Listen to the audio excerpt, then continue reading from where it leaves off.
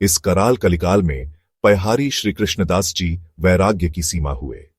श्री कृष्णदास जी ने अन्न को त्याग कर केवल दूध का पान करके भजन किया, इसलिए संत जी पयहारी इस नाम से विशेष प्रसिद्ध हुए।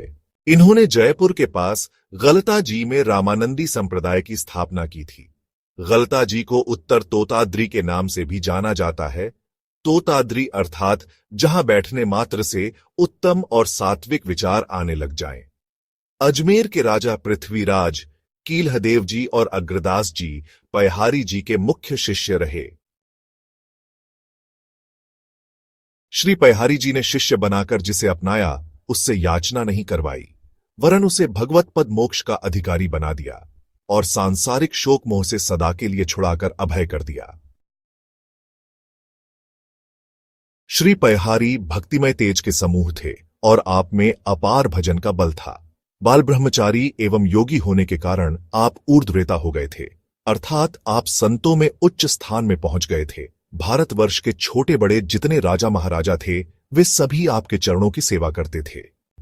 दधीचिवंशी ब्राह्मणों के वंश में उत्पन्न होकर आपने भक्ति के प्रताप से भक्तों के हृदय कमलों को सुख दिया। जयपुर में गलता नामक एक प्रसिद्ध स्थान है, जो गालव ऋषि का आश्रम माना जाता है, जो गलता गादी नाम से प्रसिद्ध है। एक समय वहां स्वामी श्री कृष्णदास पयहारी जी विराजमान थे। श्री पयहारी जी महाराज सिद्ध संत थे। एक बार की बात है, श्री पयहारी जी विचरण करते हुए कुल्लू की पहाड़ियों की ओर चले गए और वहां एक गुफा में बैठकर भगवान का भजन करने लगे। स्वामी जी केवल दूध का ही आहार करते, परंतु उस निर्जन पहाड़ी गुफा में दूध कहां से प्राप्त होता।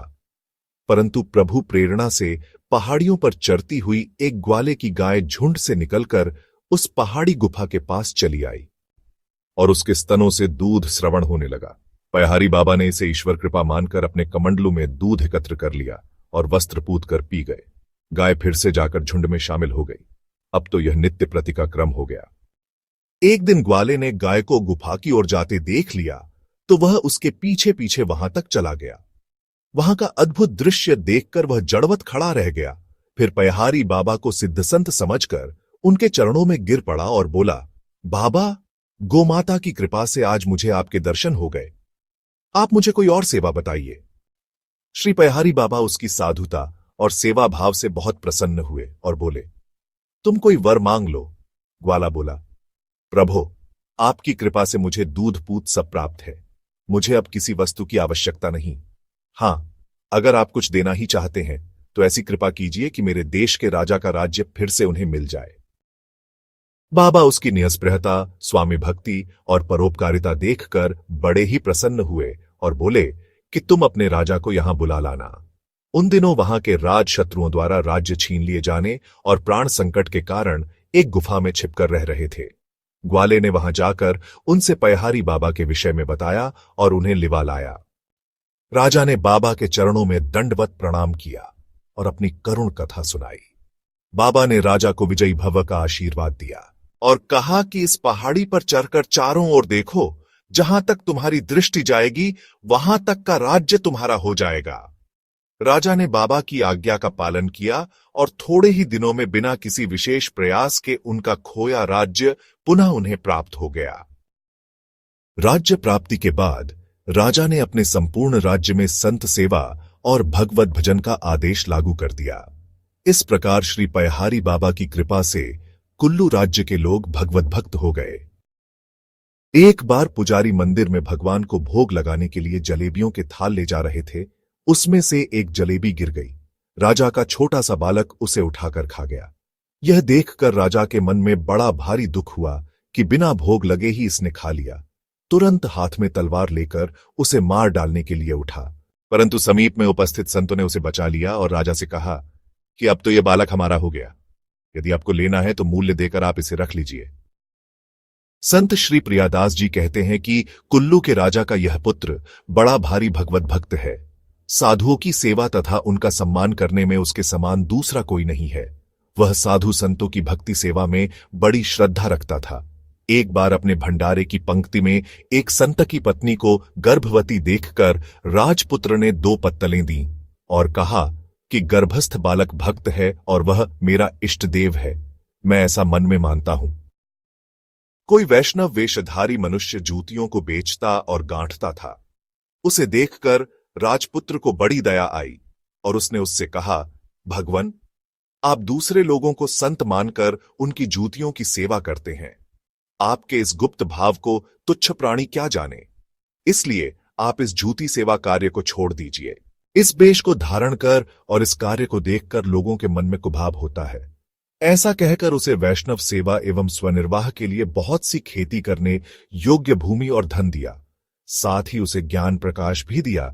उसकी बुद्धि श्री राम जी में रम गई। एक बार पयहारी श्री कृष्णदास जी महाराज अपनी गुफा में विराजमान थे। उसी समय द्वार पर एक सिंह आकर खड़ा हो गया। आपने विचार किया कि आज तो अतिथि प्रभु पधारे हैं। उनके भोजन के लिए श्री पयहारी जी ने अपनी जांघ काटकर मांस सामने रख दिया और प्रार्थना की, प्रभु भोजन कीजिए। धर्म की बहुत बड़ी महिमा है और उसका पालन करना बहुत ही कठिन है। इनकी सच्ची धर्मनिष्ठा को देखकर भगवान श्री रामचंद्र जी से नहीं रहा गया। उन्होंने प्रकट होकर दर्शन दिया, क्योंकि स्वामी जी का भाव बिल्कुल सत्य था। भगवान श्री रामचंद्र जी का दर्शन करके जांघ का दुख न जाने कहां चला गया। संसार में लोग अतिथि को अन्न जल देने में ही कष्ट का अनुभव करते हैं, तब इस प्रकार अपने शरीर का दान कौन कर सकता है। पयहारी जी के इस चरित्र को सुनकर लोगों के मन में महान आश्चर्य होता है।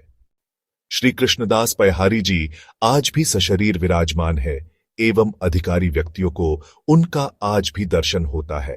संतों में मान्यता है कि हमारे शत्रुघ्न भैया ही स्वामी जी के रूप में कलयुग में प्रकट हुए हैं। अब सुनते हैं अगली भक्तमाल कथा। श्री पूर्ण सिंह जी परम सदाचारी, वीर एवं महान भगवत भक्त थे। श्री कृष्ण प्रभु इनके इष्टदेव थे। ये आमेर नरेश श्री पृथ्वीराज जी के पुत्र थे। उनकी माता का नाम पदारथ देवी था। कवि हृदय परम भागवत श्री पूर्ण सिंह जी नित्य नूतन सुंदर सुंदर पद रचकर अपने श्री ठाकुर जी को सुनाते। श्री ठाकुर जी को भी इनके पदों को सुनने में बड़ा सुख मिलता। यदि कभी किसी कार्य विशेष की व्यस्तता में श्री पूर्ण सिंह जी पद नहीं सुना पाते तो श्री ठाकुर जी स्वप्न में इनसे पद सुनाने का अनुरोध करते। ऐसे दीवाने हो गए थे ठाकुर जी इनके पदों के। एक दो बार इस प्रकार का प्रसंग प्राप्त होने पर इन्होंने दृढ़ नियम बना लिया कि अब मैं हर दिन भगवान को पद सुनाऊंगा। बहुत समय तक नियम अक्षुष्ण रूप से चलता रहा, परंतु एक बार किसी राज्य कार्यवश इन्हें पद सुनाने का ध्यान नहीं रहा। जब कार्य से फुर्सत मिली तो श्री ठाकुर जी का दर्शन करने मंदिर में गए, परंतु वहां इन्हें श्री ठाकुर जी का श्री विग्रह ही नहीं दिखाई पड़ा। पुजारी से पूछा, श्री ठाकुर जी की प्रतिमा कहां गई? पुजारी जी ने कहा, प्रतिमा तो सिंहासन पर ही विराजमान है। श्री पूर्ण सिंह जी की समझ में नहीं आ रहा था कि आखिर मुझे क्यों नहीं दर्शन हो रहा है। बहुत विचार करने के बाद याद आई कि मैंने श्री ठाकुर जी को आज पद नहीं सुनाया। फिर तत्काल पद सुनाने लगे तो श्री ठाकुर जी भी मंद मंद मुस्कुराते हुए इन्हें दर्शन देने लगे। भक्ति मार्ग पर यदि भक्त कोई नित्य नियम निश्चित कर ले तो समय समय पर उसके नियम की परीक्षा होती है। श्री भगवान भी भक्त के नित्य नियम की प्रतीक्षा करते रहते हैं। अतः संसार के कार्यों से पहले नियम को प्रधानता देनी चाहिए। यह शिक्षा इस चरित्र से प्राप्त होती है। जय श्री राधे। जो भी इन भक्तिमय कहानियों को सुनेगा और प्रचार करेगा वह निश्चित रूप से धर्म का कार्य करेगा, अपने जीवन में शांति और सौभाग्य पाएगा और भगवान के चरणों के समीप स्थान प्राप्त करेगा। हमारे YouTube चैनल पर आइए और भक्तमाल की दिव्य कथाएं सुनिए। स्वयं श्री कृष्ण और राधा रानी इन पवित्र कथाओं के मुख्य श्रोता हैं। भक्ति से जुड़ें, हरि नाम गुण गाएं। अगर आपको ये कथा अच्छी लगी तो कृपया वीडियो को लाइक करें, चैनल को सब्सक्राइब करें और बेल आइकन दबाएं ताकि हर नई कथा का आनंद सबसे पहले आप ले सकें। जय श्री कृष्णा, जय श्री राधे।